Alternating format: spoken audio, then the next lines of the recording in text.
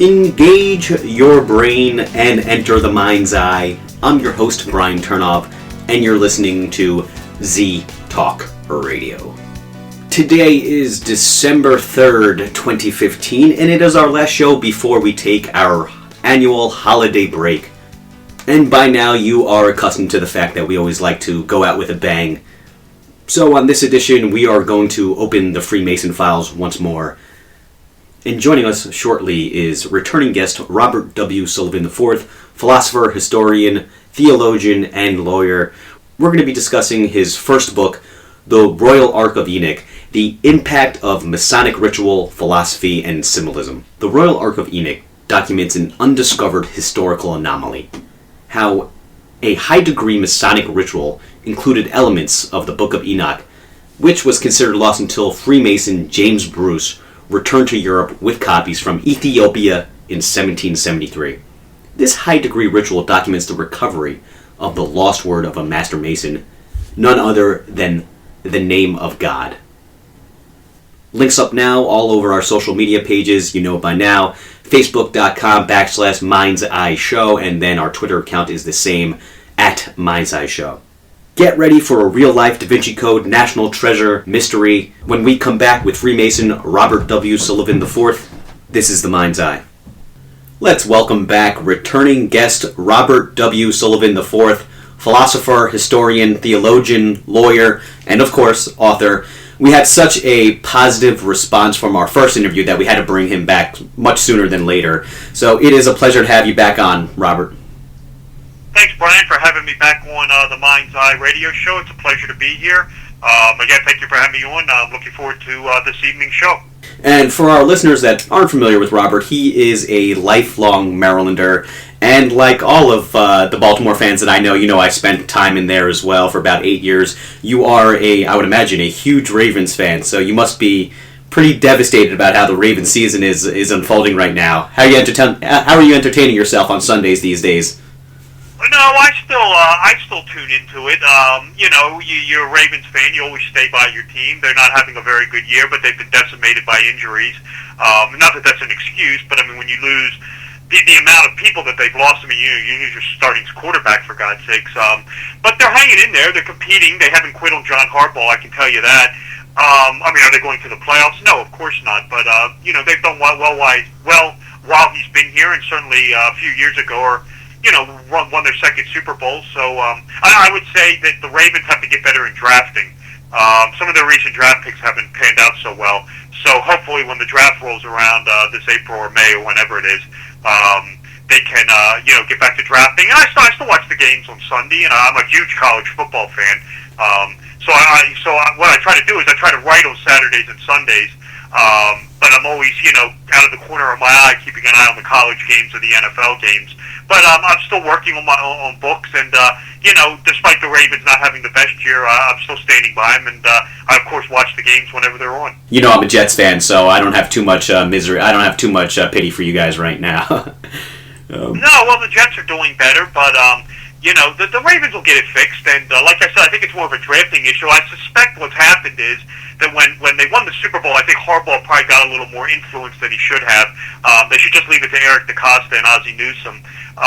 They've done well with some guys. Certainly Courtney Upshaw's been good, and so is C.J. Mosley. But they've missed on Matt Elam. They missed on Sergio Kindle and Terrence Cody.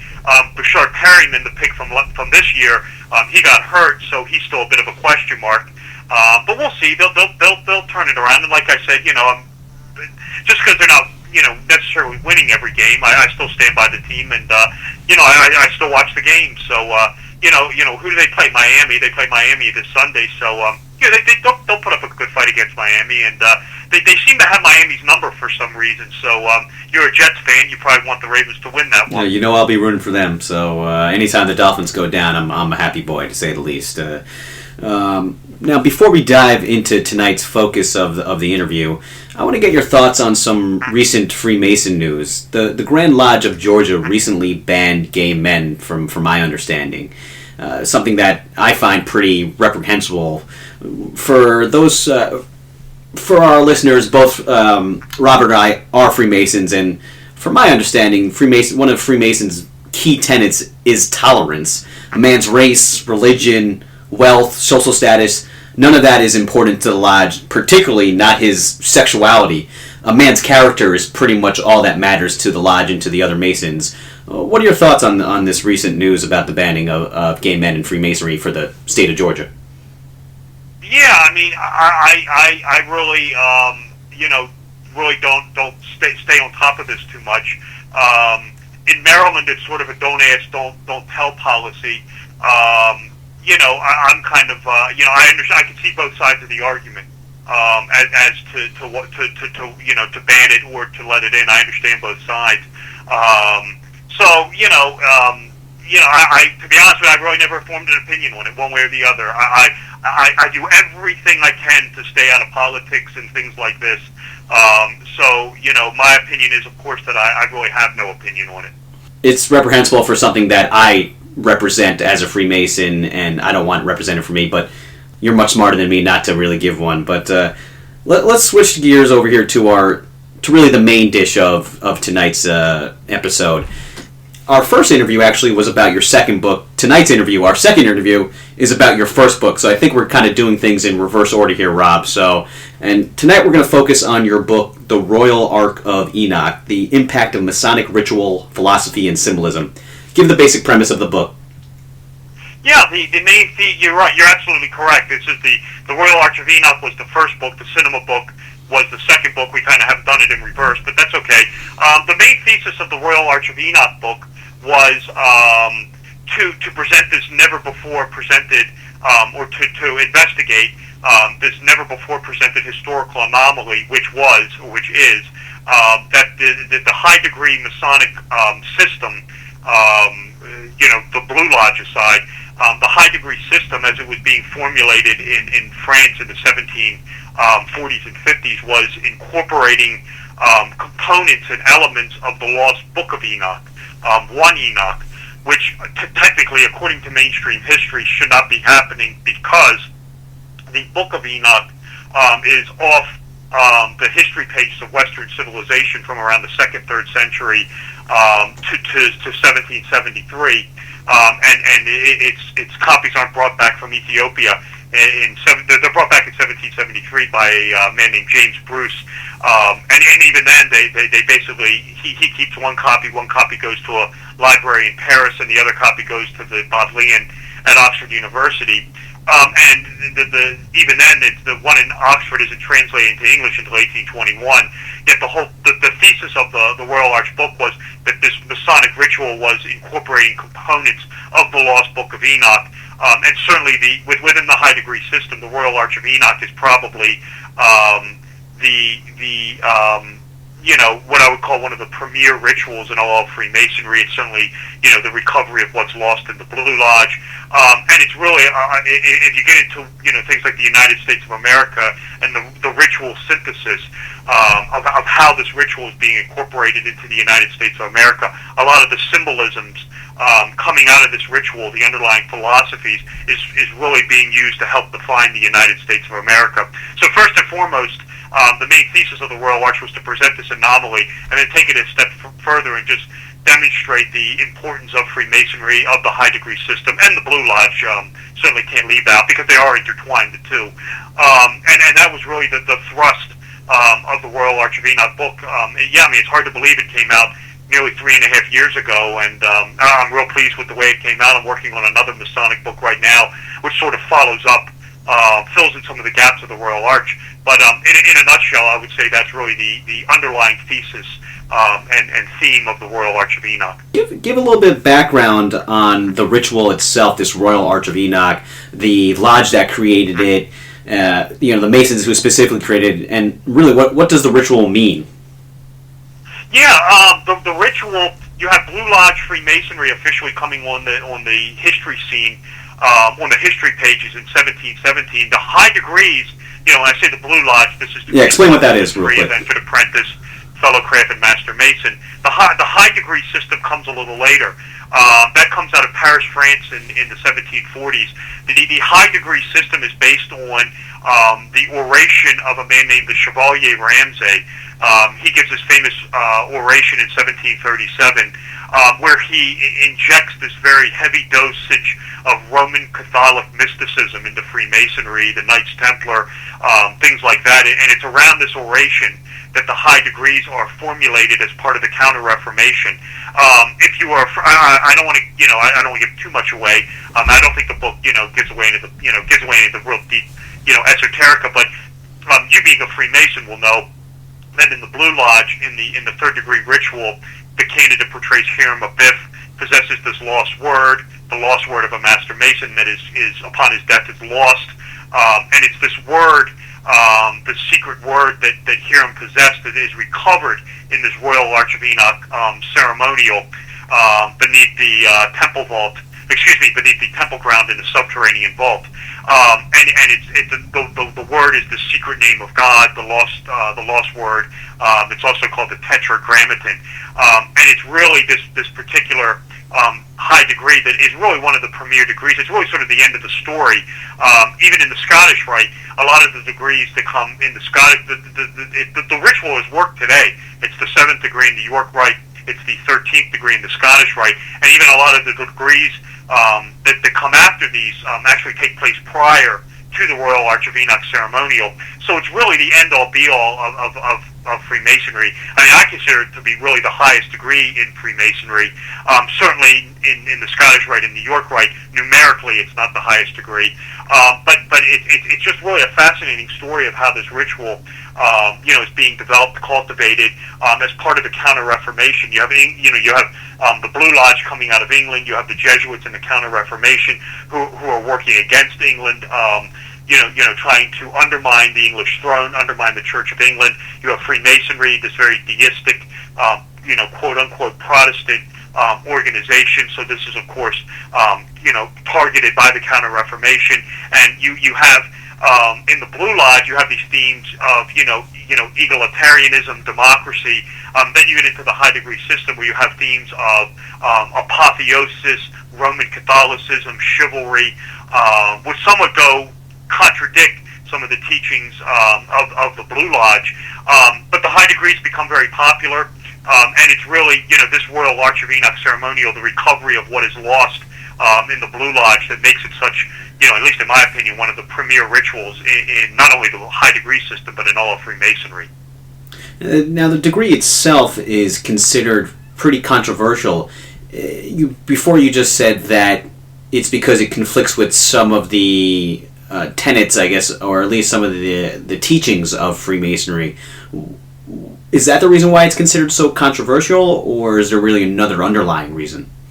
Well, no, I wouldn't say for that reason. What has gotten me into trouble with this before is you have the whole idea of, and this was one of the cruxes of anti-Masonry. This is what almost did Freemasonry in the 1820s with the William Morgan affair, is you have this whole idea of the recovery of this, if you're familiar with Masonic underlying lore, and some of the Gothic manuscripts, you have this idea of Enoch constructing this subterranean vault, and what he's doing with the purpose of this is to trick God. This comes out of various Masonic monitors, mainly Thomas Smith's Web. Is he catches Enoch gets wind that the flood of Noah is coming, and part of this is that God wants to eradicate this wisdom that Enoch has learned through his visitation in the afterlife, his various interactions with angels and demons in the afterlife, and the controversy is he comes back down to earth with this wisdom, catches wind of the flood of Noah, decides to thwart God by constructing this subterranean vault, and he places the secret name of God, this name that Hiram Abiff ultimately is killed over, on a delta in the subterranean vault, and he inscribes this wisdom that he has learned in the afterlife upon two pillars, and has placed it in the subterranean vault. On one pillar is mathematical wisdom, and on the other pillar is the 7 liberal arts and sciences. And it's only through the correct pronunciation of this name that these pillars can be restored back to mankind. So the idea is he builds this vault with this name, conceals the pillars, the flood of Noah comes, mankind is wiped out, presumably this wisdom with it. Noah and his family survive, but God fails because this vault is preserved, and ultimately the vault is breached by these 2 legendary figures who restore this wisdom back to mankind. And it's this vault that is ultimately breached in the Royal Arch of Enoch ceremonial. So the controversial aspect of it is, and again, this comes straight out of anti-Masonry in the 1820s, is that Masonry is the preservers of this antediluvian wisdom that God was trying to eradicate with the flood of Noah. So therefore, ergo, Masonry somewhat is going against the Old Testament, as it were. I don't really see it that way, but anti-Masons, what I just said would be considered blasphemy almost. So that's one of the reasons why it's so controversial. It's the idea of the restoration of this legitimate yet antediluvian yet legitimate wisdom that God was trying to eradicate with the flood of Noah, but he ultimately failed, ergo because of the Freemasons. So that's where it gets controversial. I don't see it that way, but I understand the controversy surrounding it. For our listeners, would you want to give the name given, or I guess that's really part of the ritual that as Freemasons we don't really can give away? No, you're not supposed to say the name. I'll give you the second best answer. I mean, it's a great question to ask because I've been asked this before. You're a Freemason, you're a high-ranking Freemason, you're a 32nd in the Scottish Rite. Aren't you getting backflack from this book from other Masons? If you read people like Albert Mackey, who's a giant on this, Mackey has said over and over again, he said, look, if a Mason wants to write about the history, philosophies, symbolisms of Masonry, that's okay. There's nothing wrong with that. What Mackey has said is what you really shouldn't talk about is sort of like the passwords, the tokens, the grips, the signs of recognition, as it were. And of course, this secret name is part of that. I don't reveal the name in the book. I'll give you the best answer I can. When I wrote the book, when I wrote Royal Arch of Enoch, what I did was instead of writing the name down, I just wrote down the 3 initials. That's probably the best I could do with it. The truth of the matter, Brian, is if you go online, right now this name could be easily found out by anybody. I choose not to write it down just because of my Masonic obligation. But the name is out there. If people want to go look for it on Google, you should be able to find it very easily. Masons claim to be a secret organization. Almost not all, but a good chunk of the rituals can actually be found, and all the passwords and all that stuff can actually be found online. So it's not like we're probably the worst kept secret out there right now. At least a lot of the rituals were. You say you're not going to give the name of God, and obviously I respect that because I'm a Freemason and I would do the same thing as well. But the name that was given, where did they actually take the name of God from the Book of Enoch, or is this a name that they found out somewhere else? No, well, the name as it exists in the ritual. Let me just predicate 2 things. One thing is, for starters, you're absolutely correct. You could find a lot of this material online. I would caveat that with saying, though, reading the ritual online and actually going through it is actually 2 different things. It's night and day. Just sitting on the computer and reading it, and then actually going through it. Believe me, it's night and day. I'm sure you would agree with me. But the other thing is, as far as this actual word goes, this lost name, the name is ceremonial in the York Rite and in the Scottish Rite. The name that's given is not. No Mason actually believes this is actually the real name of God. It's just used for complete ceremonial purposes. It's more the idea of becoming God-like by recovering this name. It's really a form of apotheosis is what's going on in the ritual. It's Christian Kabbalah, and that would be Kabbalah spelled with a C, is actually what's going on in this ritual. The actual name, this is no state secret. You probably have come across this yourself. The actual name, again, it's not a source of worship. It's completely ceremonial. No Mason believes this is actually the name of God. It derives from the Jewish Jehovah or Yahweh, and the other two syllables come from pagan gods. One is considered Osiris, and the other is Baal or Baal. So that's where the name originates. And again, that is itself a source of controversy, no question about it, especially when you get into anti-Masonry of the 1820s. But again, I would just stress to the listeners, the word is completely ceremonial. It is not a source of adoration of worship or worship within Freemasonry. Symbolism and numbers have a real importance for rituals within and within obviously the Masonic framework. In this particular ritual, and a lot of times with rituals as well, they try to, they're really trying to teach a lesson of some sort. Well, what is some of the symbolism in this ritual? And you said before that this degree is considered the 13th degree, I believe, in Scottish Rite. Most of the time, a lot of these numbers aren't chosen at random. What's the importance behind the numbers of the rituals and some of the symbolism? What are they trying to say here? Well, that's absolutely correct. What you have, it's the ritual as it exists today. This Royal Arch came out of what is called the Rite of Perfection. This came out of Paris, France in the 1740s, 1750s. In the original Rite of Perfection, the Royal Arch is the 13th degree. It remains that way in the Scottish Rite to this day, both jurisdictions, Northern and Southern. It is the 7th degree in the York Rite. Oh, and I mean, I talk about this ad nauseum in the book. This number 13, when you find this with the United States on the Great Seal, I believe that, this again, we delve into the world of exoteric versus esoteric, and I believe that the number 13 is definitely a reference to this 13th degree in the Scottish Rite, originally the 13th in the Rite of Perfection, the recovery of the Tetragrammaton, the recovery of the name of God.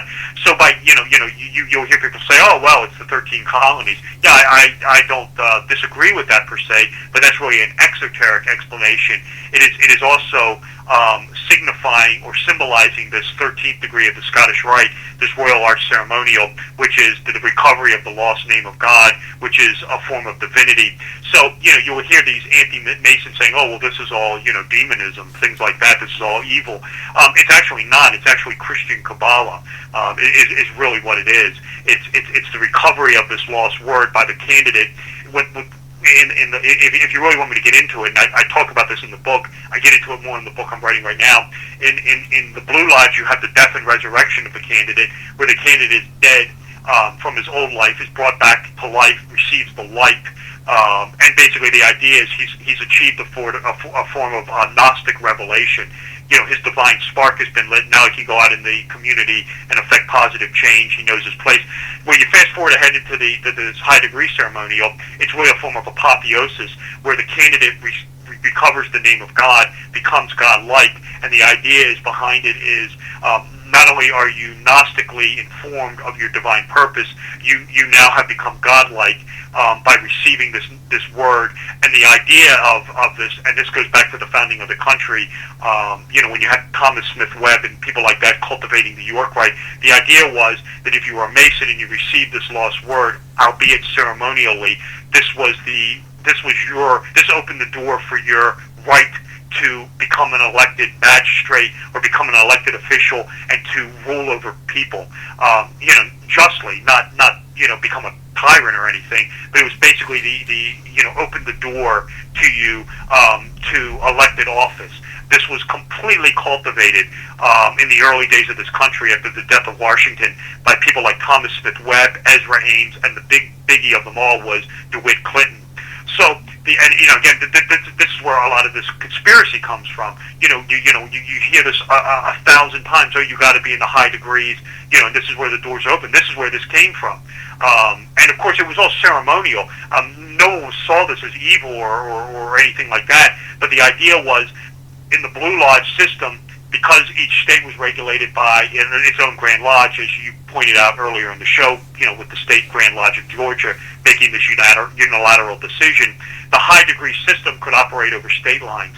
So in the early days of this country, when you get into to the high degree system, the idea was, okay, you're Gnostically, your divine spark has been awakened, you've been dead and resurrected. Now by receiving this secret name in this high degree, it basically gave you sort of a quasi-divine right to rule, if that makes sense. So that's why part of the reason why this ritual is so important. I'll just end up on this. I don't want to talk forever, but Brian, I believe you're absolutely right. I mean, numbers are very important. And I do get into this whole number 13 in the Royal Arch of Enoch book. I mean, you will find this all over the damn place. So some of the symbols and themes and numbers coming out of this degree, they're all over the place. And again, this is something I'm just scratching the surface on, but you will find it more and more in the Royal Arch of Enoch book and coming out of this ritual. It's easy for people to claim that there is some type of secret cabal running the world. I'm not sure. Do you think this ritual helps or hurts that notion? Well, it used to. It used to. It really doesn't anymore. What happened was, if you get into the York Rite, and eventually the Scottish Rite, but it's really more of the system of a man named Thomas Smith Webb. What happened is, we're heading into some very deep waters here. What happens is, in 1767, a Freemason in England, this is prior to the Revolution here, this is where all this comes from. An English Freemason, a man named William Preston, writes a book called The Illustrations of Freemasonry, or the Masonic Monitor. And this is degrees 1, 2, and 3. And what he does is, he says that the third degree, he compares the third degree Master Mason as he compares him to the architect Augustine, who was the loyal subject of the Roman Emperor. He compares them to Vitruvius, who was the loyal architect of the Roman Emperor Augustine. So the implication is that becoming a Freemason, a third degree Master Mason, you are the most loyal subject of the king. That was the whole philosophical spin on the Master Mason degree in England. This came out of a man's monitor named William Preston in 1767. This was the way it was, and this was the way it was in the colonies, that when you became a Freemason, you were the most loyal subject of the king, and this again comes out of this illustration. What happens is, in 1776, we declare war against England, we declare our independence, and then, we win independence, and then, so what happens? Once a man becomes the Master Mason, well, we don't have a monarch anymore. So if he can't be the loyal subject of the king, what happens? Within the Blue Lodge, this is reconciled two ways. What happens in the Blue Lodge is the English monarch, after the colonies are declared independent and the American Revolution is over, in the Masonic lodges, the English monarch is replaced by George Washington, who is now deemed the Masonic godfather of the new country. Okay, well, we still have this idea of the Master Mason being the loyal subject to the king. How do we get around that? Enter a man named Thomas Smith Webb, who writes a book, an illustration. It has this. I cannot tell you how many times how this confuses people. This comes out in 1797. The problem is it has the exact same name as Preston's Monitor. It's called the Illustrations of Masonry. It has the exact same name, only Webb twists it. And what he does is he goes through the illustrations and the importance of the first 3 degrees, but he says, we're not stopping at the 3rd degree here in the United States. We are abandoning England. We are trashing United Grand Lodge English Masonry, and we are tacking on 4 new degrees here in America that England doesn't have and doesn't know about. And these degrees come out of this high degree system, coming out of the Rite of Perfection. And Webb crafts 4 new degrees: Marked Master Mason, Most Excellent Master, Virtual Past Master, and he ends it with the Holy Royal Arch of Enoch Ceremonial. What Webb does is, he says, okay, Preston, you end on the 3rd degree where the subject's the most loyal, the Mason is the most loyal to the subject of the king. That's trash here in America. That's over with. He said, in America, when you become the Master Mason, that's a step into the high degree system. He said, and my illustrations present these 4 new degrees, and we end it with the Royal Arch Ceremonial, where the Mason beholds the Tetragrammaton, beholds this lost word that is lost in the Blue Lodge, and because we don't have a monarchy here, we have a republic, the candidate becomes a citizen king, becomes a priest-like citizen king, and by doing that, he has the express warrant now to rule over other people, just as the monarch has in England. So, but in the United States, these are going to be elected officials, these Masons who are answerable to the people. We just don't rule over them. This whole Royal Arch cabal ruled the country from around 1797 up until 1825, when this was completely undone by the by the William Morgan affair of 1825, where this was completely exposed. It almost ended Freemasonry in this country. Masonry survived it. Grand Lodges shut down. Masonry survived it, but in order to survive it, Masonry had to distance itself from any esoteric tradition, any talk of the occult or mysteries or ancient mysticism. That was all trashed, and Masonry just emerged as a philanthropic order and a male fraternity. Period. End of story. This was sort of the philosophy that carried Masonry forward through the 19th century, even into the 20th century. But it was this cabal that, even to this day, conspiracy theorists point to, that they still think exists today. It does not, but it used to exist in the early days of the country. And the guy who was running the show on this was a man named DeWitt Clinton. He was the puppet master, Masonic puppet master, pulling all the strings of government from around 1800 to around 1825. What happened to the descendants of these Freemasons that were involved in this somewhat like, I guess, this Illuminati-like cabal in the beginning time of the country? That's exactly what it was like. It was like an Illuminati-like cabal. That is exactly the perfect term for it. In fact, you may have heard in your travels, and you'll hear some modern-day conspiracy theorists throw around the term the Columbian Illuminati, and this was the American version of the Illuminati. You had the Adam Weishaupt, Bavarian Illuminati, over in Europe, pulling the strings. In America, you had this group called the Columbian Illuminati. This was the American Illuminati. The guy who was allegedly in charge of the American Illuminati was none other than DeWitt Clinton, the former mayor of New York, former governor of New York State. To be brutally honest with you, the descendants of DeWitt Clinton, Ezra Ames, the Livingstones, Thomas Smith Webb, I am not an expert on. I would be completely speculating as to what happened to their descendants, if their bloodline ran out, if they have living descendants. I would have to research that. I would be completely speculating on that as I sit here talking with you tonight. Freemasons had to distance themselves because of, I guess, some of these occult-like traditions that were part of early Freemasonry in America. This might be just a rumor, but were the original builders and the founding fathers of the United States of America practicing magic at all? Well, I mean, you could definitely craft an argument that you could definitely craft an argument that maybe they were a form of Christian Kabbalists. Certainly. You have a lot of the founding fathers being Freemasons. Certainly, you could definitely craft an argument, and I wouldn't necessarily disagree with it, that Masonry is a very mysterious, mystical order. So in that form, it could be deemed a form of magic. I would not consider it black. I would definitely consider it probably a form of white magic. If you even want to consider it that at all, I would say this is somewhat subjective. But certainly, when you get into some of the actual the actual founders who are actually the operative Masons, the architects, people like Benjamin Henry Latrobe, Robert Mills, James Hoban. These guys are clearly when you get into this sacred architecture, this sacred architecture of Washington, D.C., the idea of these buildings being ancient memory temples, you are definitely getting into the magic and mysticism of people like Giordano Bruno, the Dominican friar who talked about this. The idea of architecture being, a form of, sacred divinity, and therefore, having alignment to stars and different planets. The idea behind this is because the zodiac, the planets, the sun, the moon, the stars are closer to God than we are, that by drawing upon them and using these alignments, you're symbolically drawing divinity down and incorporating it into your building.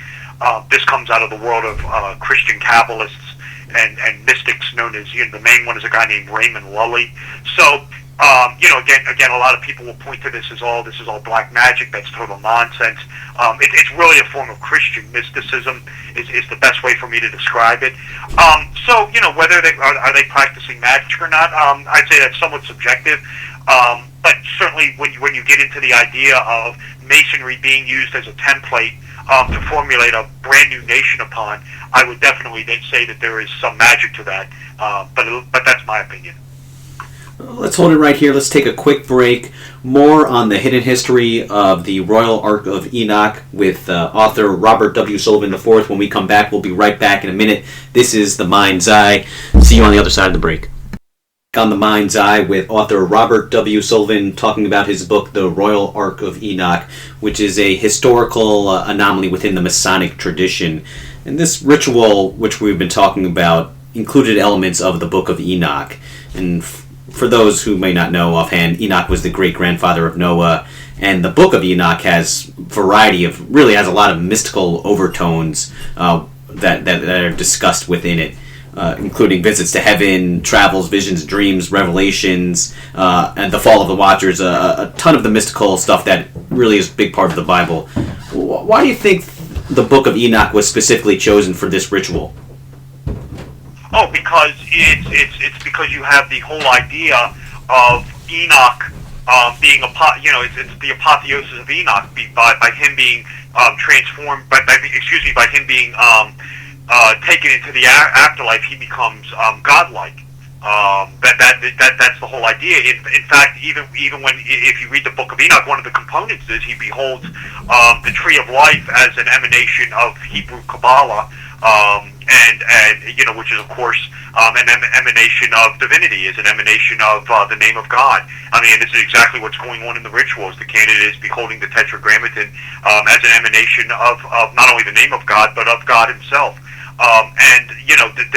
It's the whole idea. I mean, that's what the name Enoch means. I think in Hebrew is initiate, and that's exactly what is going on in the ritual. It's the candidate is becoming the sublime initiate who, by possessing the name of God, is by lack of a better word, is given this divine right, this divine authority to be the supreme Masonic initiate, and granted the warrant to rule over others, for lack of a better word. It's really the only way I could say it. And you will find these parallels with the Book of Enoch. Of Enoch going into the afterlife. I've been asked on, and seeing the afterlife and interacting with the demons and the angels and the archangels. And I've been asked before, can you find this anywhere else? And the answer is yes. People have asked me, do you think, if there was a lost Book of Enoch out there in Europe, let's say, could this have influenced something else other than this ritual? The answer is yes. Look no further than Dante Alighieri's Divine Comedy. It's the same thing, where Dante is escorted through the afterlife and becomes this supreme, knower of all wisdom through his guide in Inferno and Purgatory and Paradise. You have in the Book of Enoch, Enoch talking to angels and demons and speaking this, odd language. He's certainly not talking English. So what do we have in Elizabethan England? We have John Dee talking to angels and demons. What does he name the language after? Enoch, Enochian. So yeah, I mean, the whole idea of this book, of potentially a lost book being in Europe. This has to be the case, Brian. I'll just say this real quick. People, I've been on other shows and said, this kind of ties into what I've been asked about.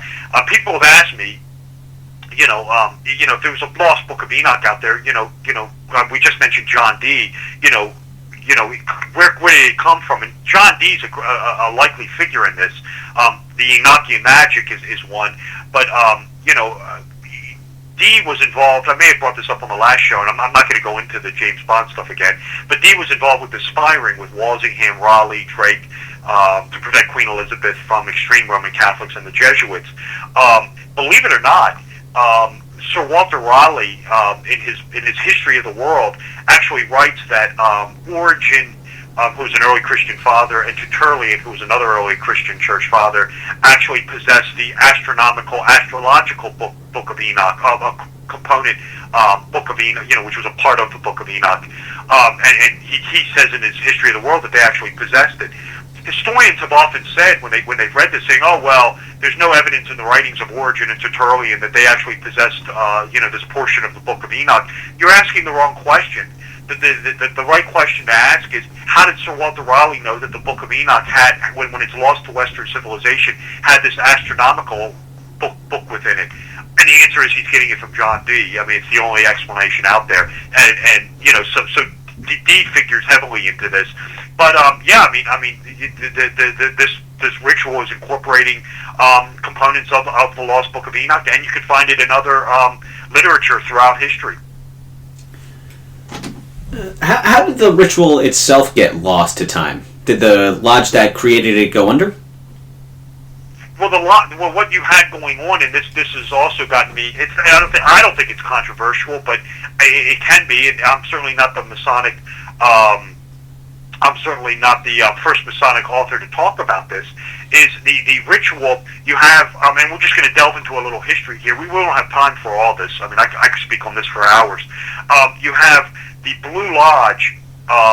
And again, this is, you got to understand these varying differences of what's going on here, because this ties into all this. You have the Blue Lodge of Freemasonry, degrees 1, 2, and 3, coming officially. I know it existed. I know people start writing on the YouTube channel. There were lodges prior to this. I know all that.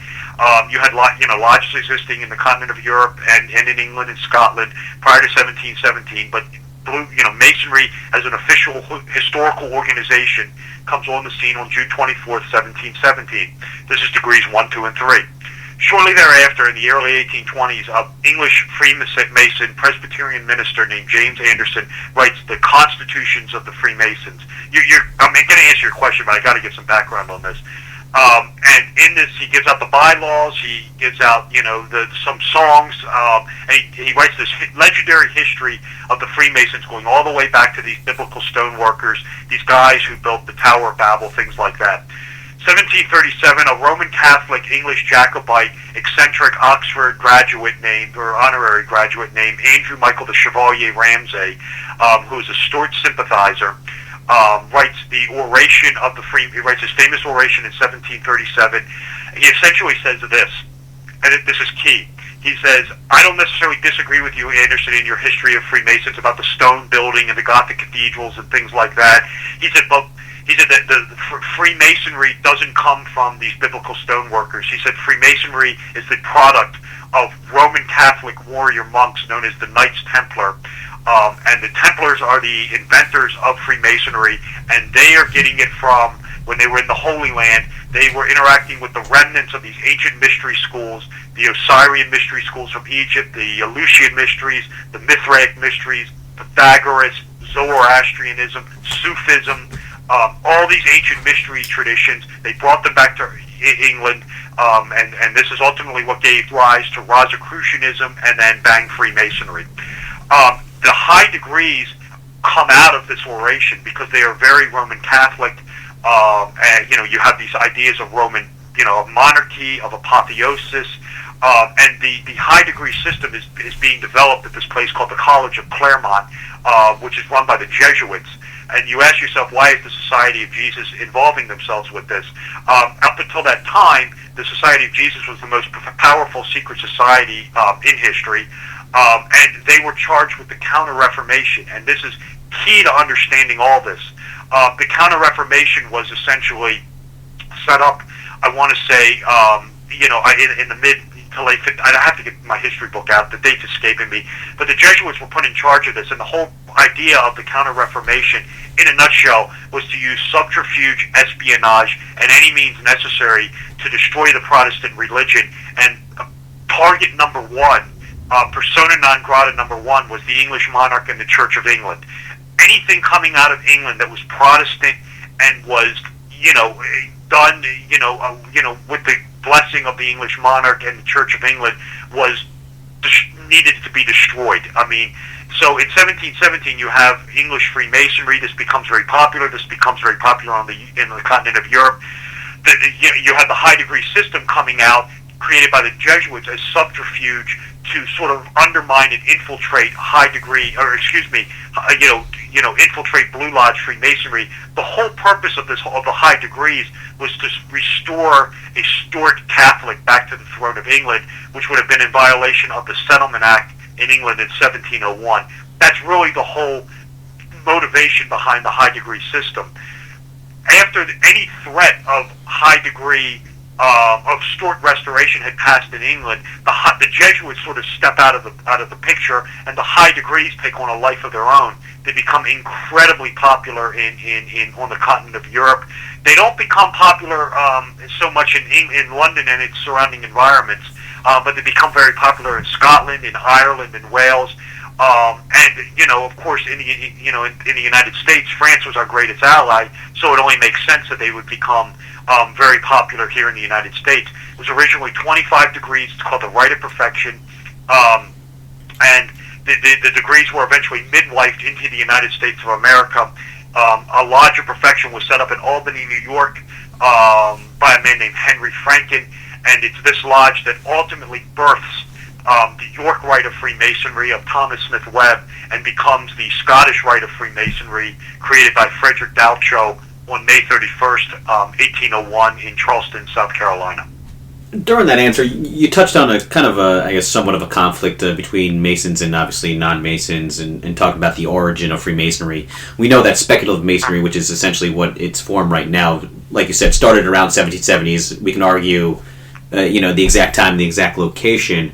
But before you talk about how some people believe that the Masonic tradition does take at least is originated in the ancient mystery traditions, would you necessarily agree with that, or not? Oh, I do agree with that. I do believe I do believe that if you look at this objectively, in some form or fashion, I think it's somewhat irrefutable.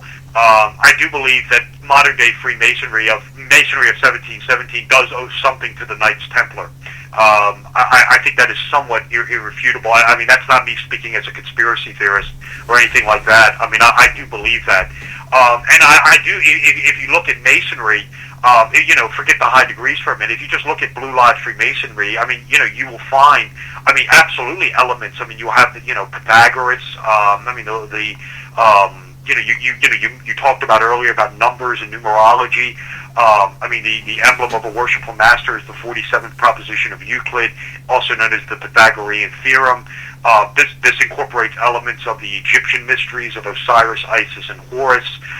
You will find components of Mithraism in Freemasonry. This has to do with some of the tokens and signs of recognition.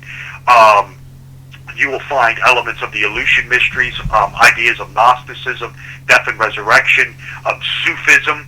This is something I talk about. This is becoming much more well known now. Sufism is essentially Gnostic Islam, mystical Islam. There are numerous, this is something I talk about in Royal Arch of Enoch, there are numerous elements of Sufism present in Freemasonry. Even the idea of a martyred architect comes into Freemasonry seemingly from Sufism. So I do believe that yes, to answer your question in a nutshell, yes, I do believe Masonry does incorporate and include a lot of these elements of the lost mystery religions. I definitely believe that. I couldn't agree more. I'm right there with you, and I think some evidence of that is the incorporation of solar mythology. A lot of rituals seem to revolve around the sun and the importance of it, and we know that the ancient traditions and ancient cultures had a reverence for the sun because they in itself knew how important it was, and they incorporated that into rituals themselves. So I think there's some correlation there within the solar mythology and the importance between the two, and I guess the relationship between the two. Oh yeah, no, I don't disagree with you. No question about it. You have Hiram Abiff being a dead and resurrected sun man. This is paralleling the death and resurrection of Osiris. You have the whole idea of the 12 Fellowcraft. These are, of course, running around looking for their lost solar leader. The 12 Fellowcraft, are signifying the 12 houses of the zodiac. You have, when Hiram-Abiff is, buried, he's buried west of the temple, symbolizing death of the sun or the setting sun. The sprig of acacia was a flower sacred to the sun god Apollo, who is, of course, the premier solar deity, of the Greco-Roman world. You have the resurrection of Hiram-Abiff on the strong grip of a lion's paw. Leo the lion. Leo is the sole house of the sun. So yeah, absolutely. The worship. The whole lodge is based on the sun. The worshipful master sitting in the east is the rising sun, providing light to the lodge. The junior warden in the south, as the sun at meridian, and of course the junior warden and the senior warden in the west is the setting sun. So yeah, you have sun lore within Masonry, no question about it. And again, I don't disagree with you. This is coming into it from these ancient mystery schools. I agree with you, and I do not dispute that.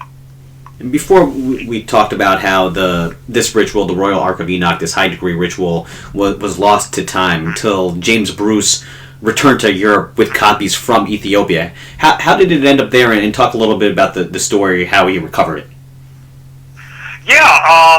Bruce was a traveler. He was a Scottish traveler. He went to Ethiopia. He came back with 3 copies of the Book of Enoch. I'd have to go look if these books were in Greek or Latin. I am not 100% certain of this. It just escapes me right now.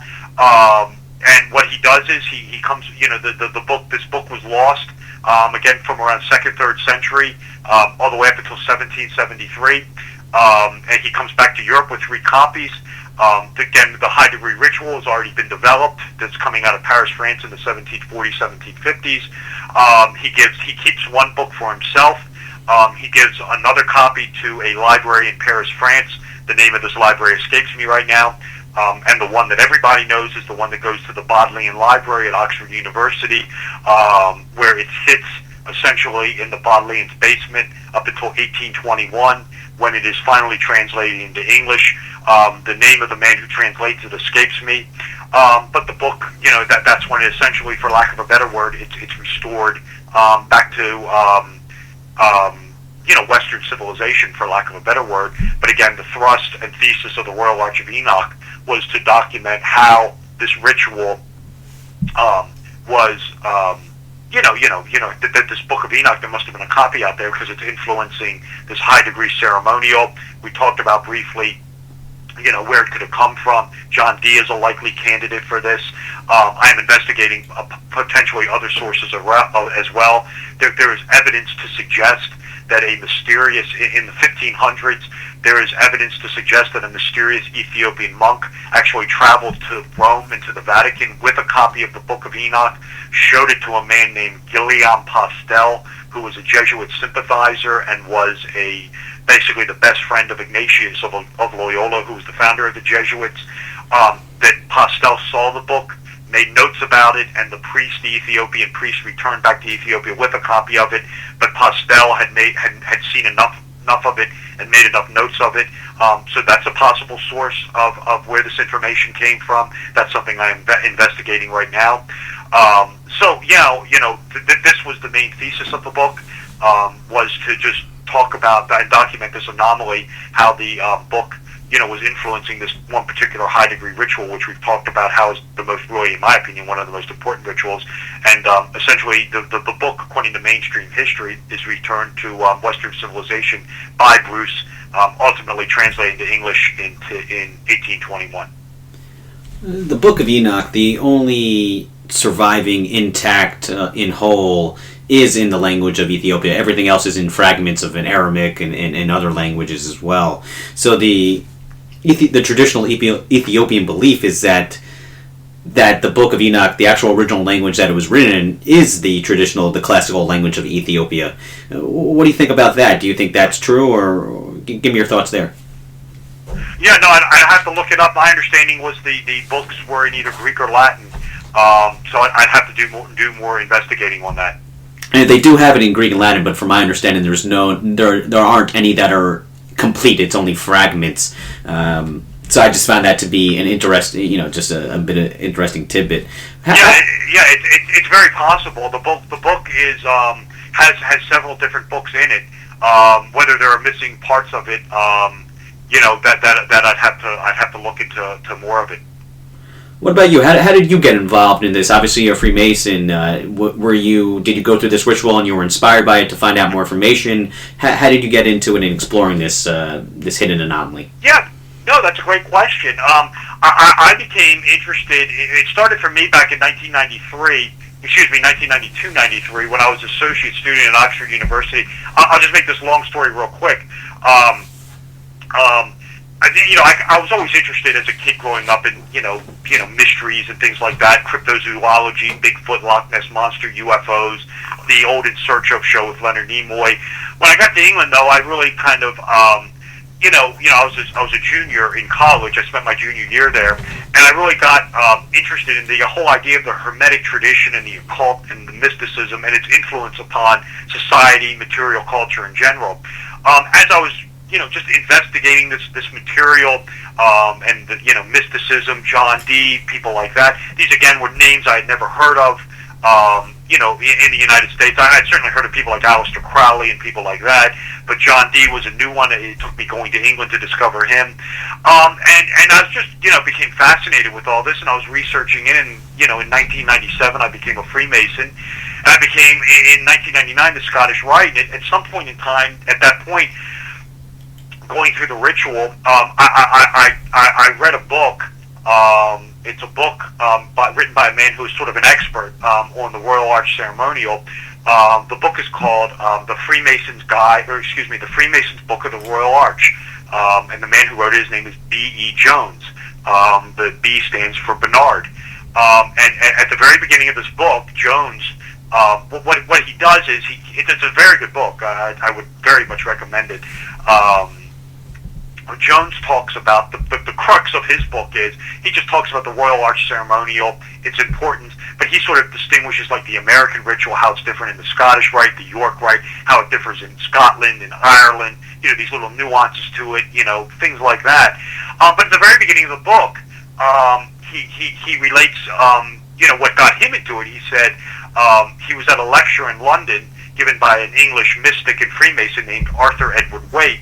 And at the very beginning of this lecture, Waite was talking about this Masonic Royal Arch of Enoch ceremonial, and Waite was talking about how this ritual was a complete retelling of the Book of Enoch, about how the candidate discovers the Tetragrammaton and becomes godlike and is the restoration of this antediluvian wisdom, and how this entire ritual was just a complete retelling of one Enoch.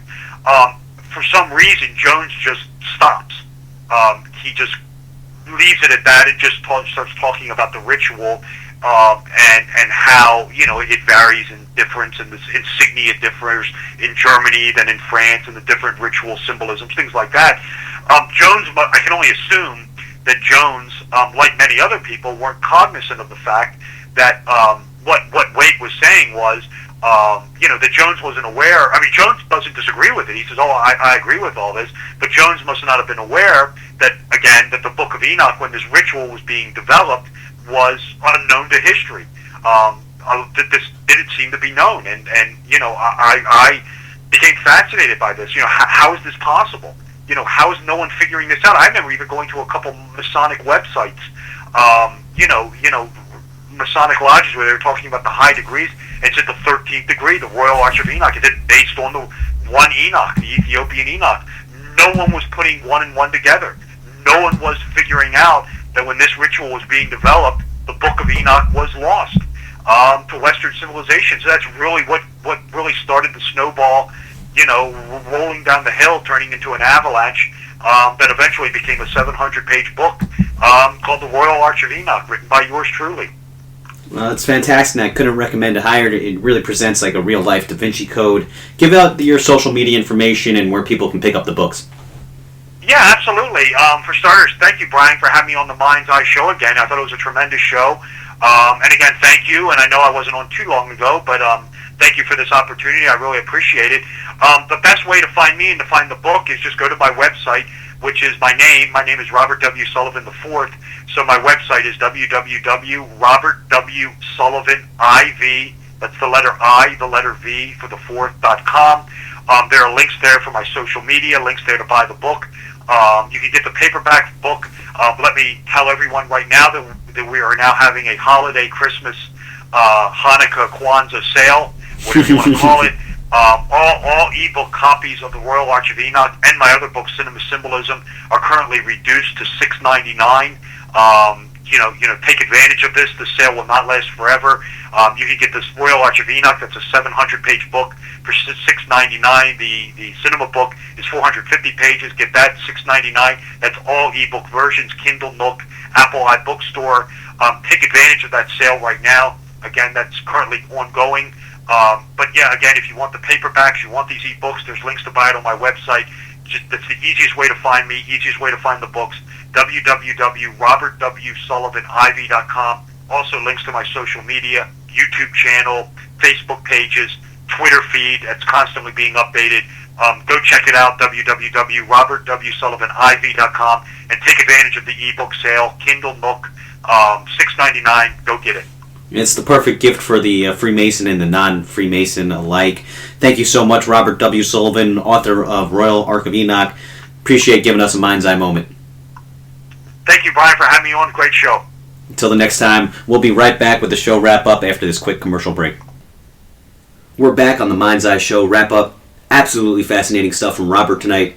If you happen to miss Robert's last interview, don't forget to check it out on our YouTube page. You can find all the links on our regular website, themindseyemedia.com. And don't forget to check out our post-holiday break schedule, which will be up shortly, all at themindseyemedia.com. Hope everybody enjoys the holidays, whatever yours may be. And of course, most importantly, is to bring a little more happiness and peace into this world during the turbulent times that we're living in right now. See you on the other side of this long holiday break. I'm Brian Turnoff. This is Z Talk Radio, and you're listening to The Mind's Eye Show.